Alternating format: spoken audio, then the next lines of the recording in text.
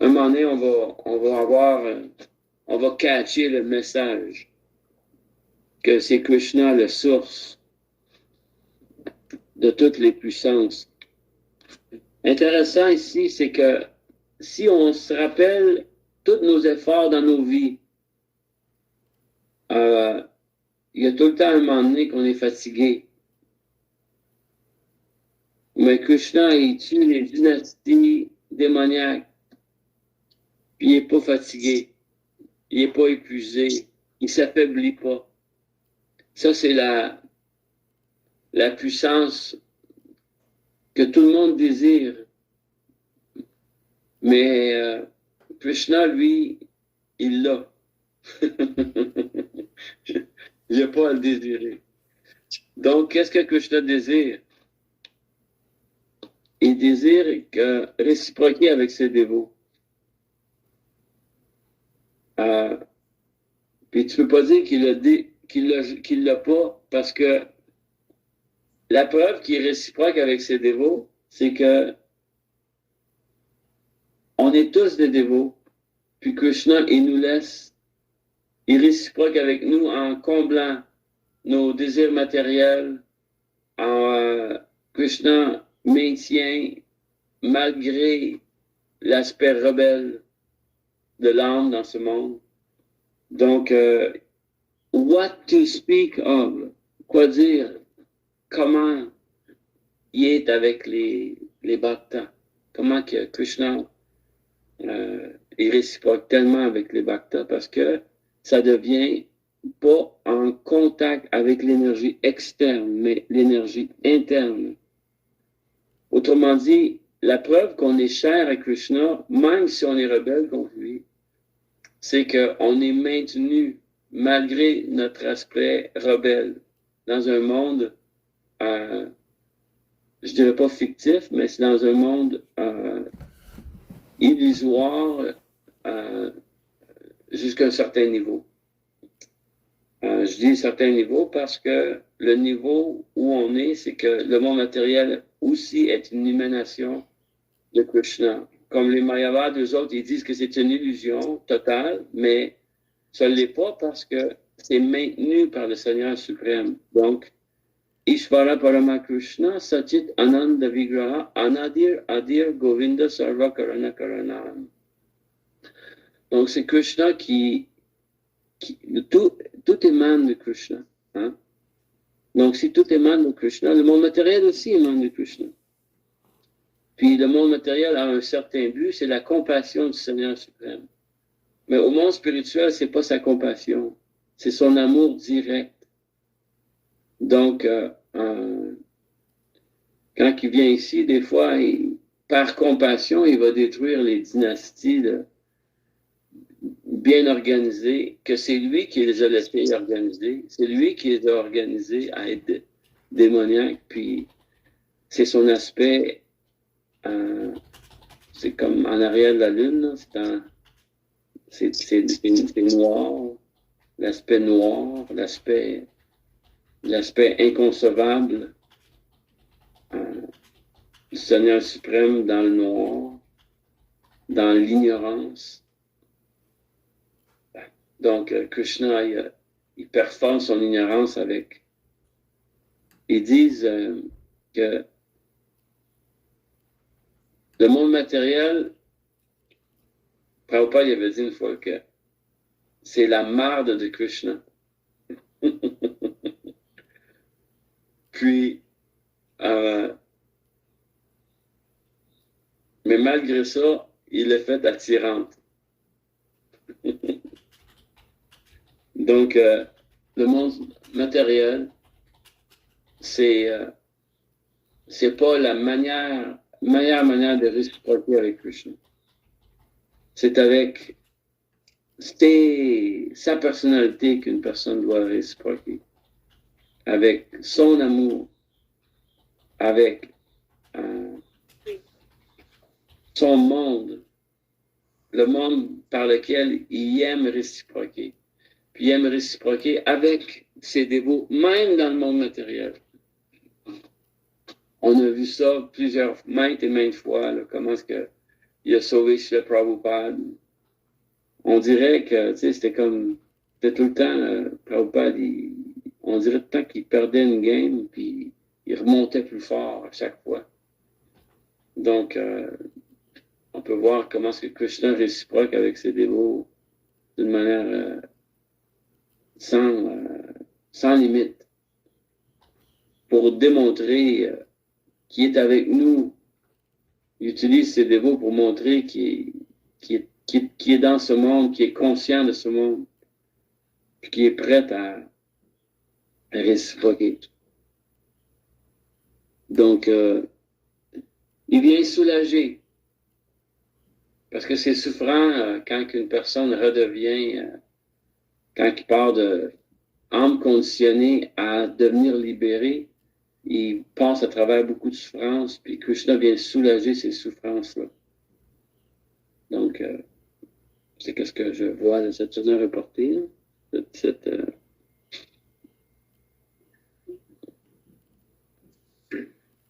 spécial que Krishna n'oublie pas ses dévots, puis en même temps, ses dévots, ils savent qu'il ne sera jamais fatigué.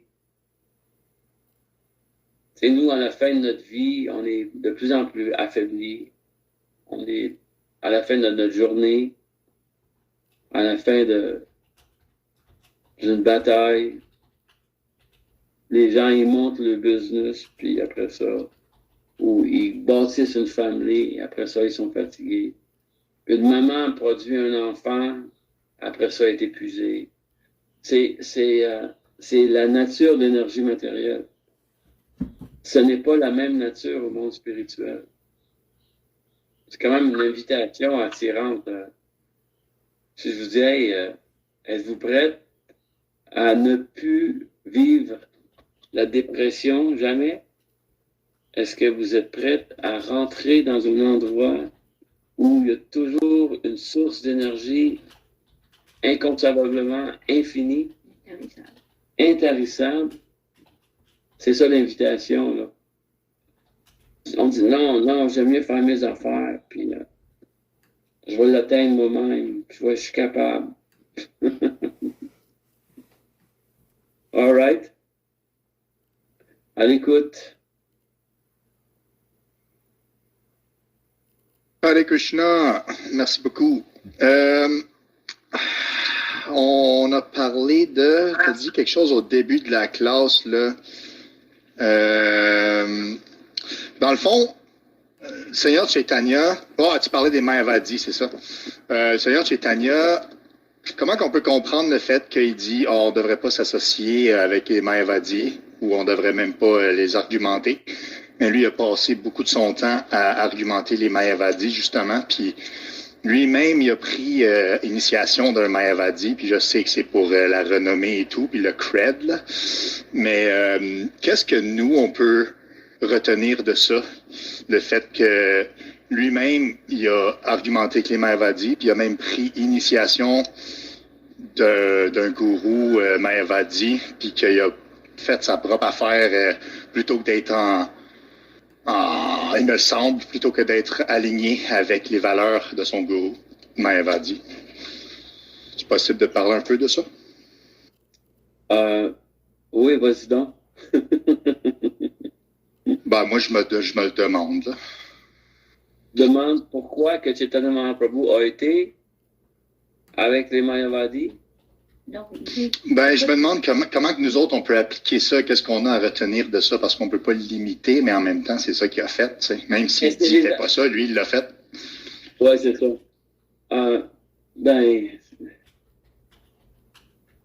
Fais qu'est-ce que je te dis, fais pas qu'est-ce que je fais. Genre un peu.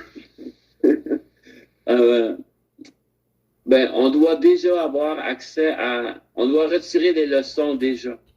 Comme j'avais au début de la classe, quand j'ai parlé des Mayavadis, je vous ai offert déjà la solution. Parce que j'avais exprimé que le monde matériel est illusoire. C'est qu'est-ce que les Mayavadis disent. Puis, la philosophie Vaishnava, c'est illusoire dans un sens que c'est temporaire, pas dans le sens que c'est pas réel. Le monde matériel est réel parce que les éléments sont éternels dans le monde matériel. Bhumir, Apo, Nalo, Vayu, Kam, Manur, Buddhi, Evaka. Autrement dit, l'intelligence, l'ego, la terre, l'eau, le feu, l'air, l'éther, le mental, c'est tout éternel. C'est des énergies éternelles. La terre va toujours être là. Peut-être pas de la même manière qu'on le voit. Autrement dit, si tu vas prendre la terre, tu vas la mettre dans tes mains, puis ça va devenir un arbre. Ça va devenir une fleur. Ça va devenir une pomme. La pomme est temporaire, mais la terre est éternelle. Tout est éternel dans le royaume de Dieu. Il n'y a rien en dehors de son éternalité. Ça, c'est qu'est-ce que les Mayavadis, ils se rejoignent pas avec ça.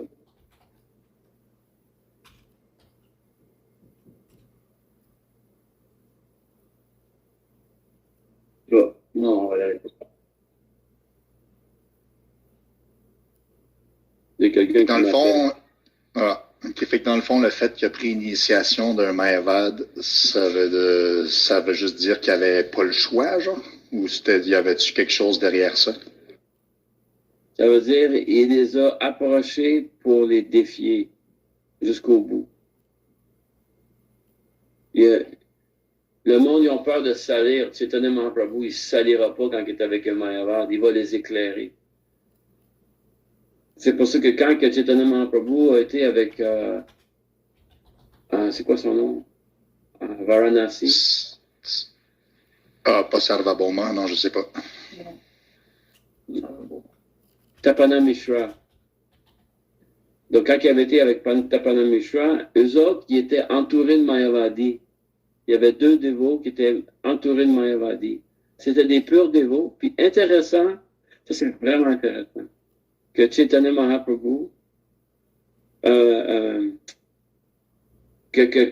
Prabhupada et Krishnadas Kaviraj, ils les appellent des purs dévots néophytes. Ça veut dire qu'un pur dévot, c'est une personne qui n'a pas de motivation personnelle, mais il peut être limité dans sa connaissance. Donc, ça s'appelle un dévot néophyte. Puis eux autres, quand ils regardaient les Mayavadis, ils disaient, si, là, tu sais, Chaitanya Mahaprabhu viendrait ici, là, il vous cassera la gueule. Il y avait comme l'esprit combattant. T'sais. Il espérait qu'un jour, les Mayavadis auraient accès à la conscience de Krishna. Puis par leur compassion, Chaitanya Mahaprabhu est venu à Rishikesh. Puis il les a complètement défiés. Puis tous les Mayavadis ont fini par chanter les saints noms en extase, en acceptant les gloires de... Mais Chaitanya Mahaprabhu, quand il est arrivé là-bas, il était un parmi eux. Il était un sannyasi comme eux, il était sannyasi. Parce que pour être dans la ligne de Sankaracharya, une personne doit prendre la renonciation de ce monde. Donc Chaitanya Mahaprabhu avait déjà pris la renonciation dans leur lignée. Donc ils ne pouvaient pas le refuser. Puis ils ont demandé, comment ça se fait que tu commences à danser dans les rues comme un sentimentaliste? Les vêtements. Oh. Vas-y. Juste une seconde.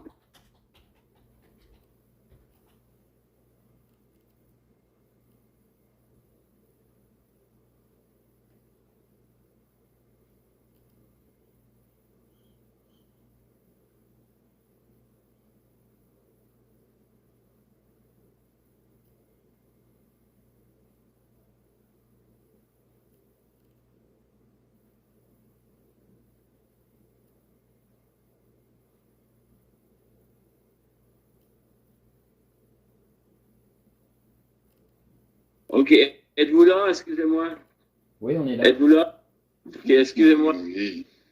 Il y avait une urgency. OK. All right. Là, on était rendu dans...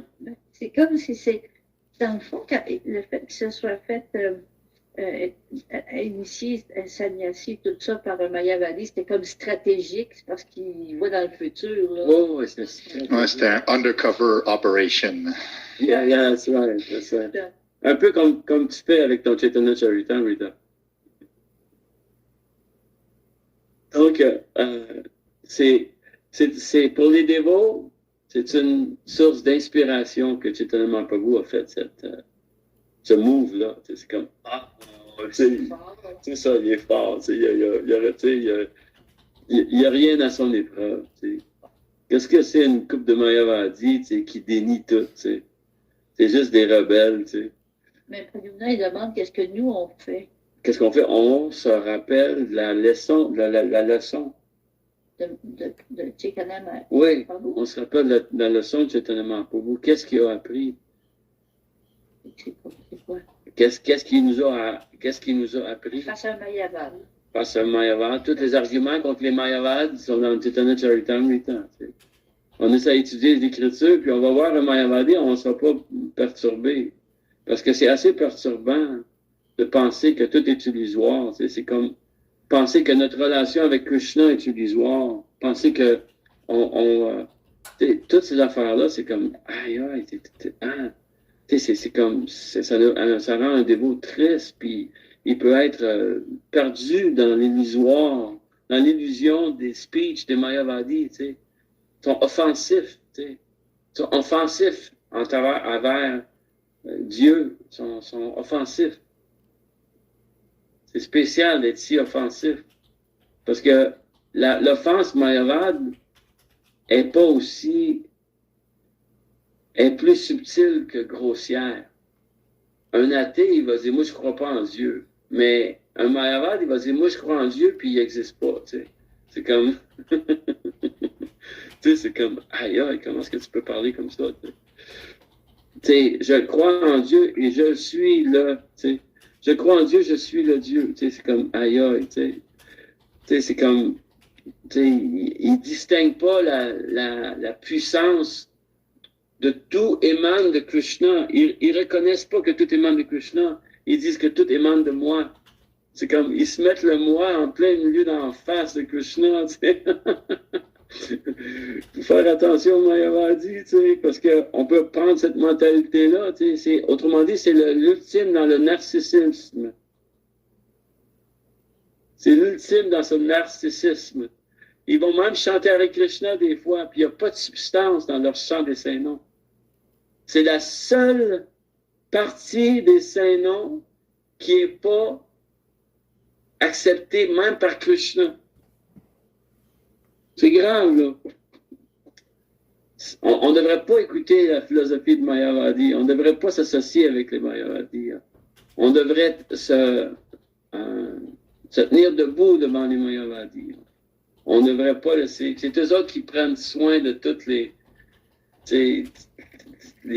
systèmes de yoga sur la planète. Puis, puis là, en ce moment, les Vaishnavas, ils sont rentrés là-dedans, avec toute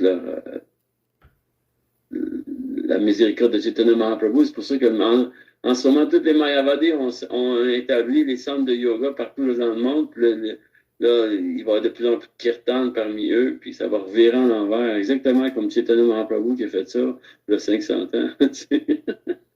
C'est la miséricorde de Chaitanya Mahaprabhu, qu'est-ce qui se passe en ce moment. C'est que là, les centres de yoga sont établis, puis le monde, ils vont devenir plus en plus Vaishnav. C'est comme ça.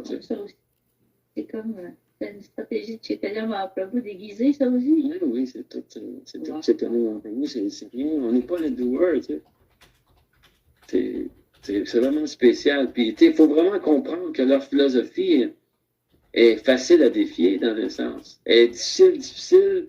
Puis même que Chaitanya Mahaprabhu, il y avait un de ses disciples qui écoutait la philosophie de Mayavad, puis il revenait voir Chaitanya, puis à un moment donné, Chaitanya, il ne veut plus l'avoir dans sa vie. Puis après ça, quand il a quitté l'association des Mayavadis, là, il l'a repris. Il faut vraiment quitter. À un moment donné, il faut devenir fixed up dans l'entendement qu'on est vraiment un serviteur de Dieu et rien d'autre. Et qu'on peut s'absorber infiniment dans les gloires de Dieu, on n'a pas de temps à perdre. C'est pas mal ça, la miséricorde de Chaitanya Mahaprabhu. C'est comme illimité, tu sais. Tu peux... une personne peut juste lire la Bhagavad Gita toute sa vie, puis il n'aura jamais fini des gloires de Dieu. Imagine-toi, on a la biographie de Prabhupada, Chaitanya Charitamrita, le Srimad Bhagavatam, les commentaires des Acharyas, les 6 Goswamis de Vrindavan, le service aux déités, les 100 des Saints-Noms, le Japa, les Kirtans, c'est comme les offrandes, c'est comme, c'est illimité, là. C'est comme, on a plein de choses à s'absorber dans la conscience de Krishna.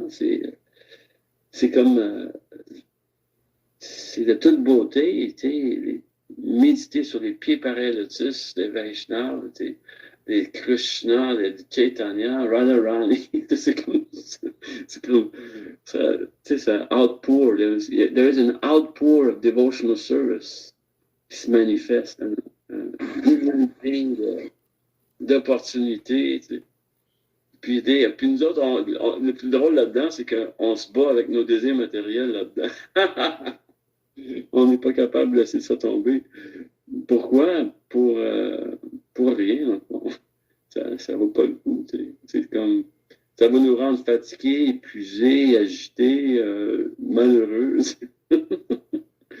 Une personne va être convaincue que le service de dévotion, c'est l'extase, c'est la splendeur de la miséricorde, de la grâce, le nectar. Tu peux l'appeler comme tu veux, mais c'est plein de mots là-dedans. Chaque fois qu'on se rencontre, on peut vivre cette expérience-là. Moi, je le vis quand puis il y a pire, c'est qu'on s'arrête pas. C'est parce que là, c'est sûr qu'on a déjà été à une Gurpurni, mais là, après ça, pas une deuxième Gurpurni. Aussi longtemps qu'on vit dans ce monde, là, c'était Ram Navami qui arrive, puis après ça, c'est le festival Sambandha. Puis dans Sambandha, on va penser de Abhidheya, Prayojana, on va continuer, Puis pendant ce temps-là, il va y avoir plein de fautes, puis de défis, puis dans la philosophie mayavade, puis des matériels, puis des désirs matériels, des mauvaises habitudes. Il faut tout délaisser ça par la puissance du nectar des saints noms, du nectar du service de dévotion, de l'association. Ça va continuer à grandir, cette affaire-là.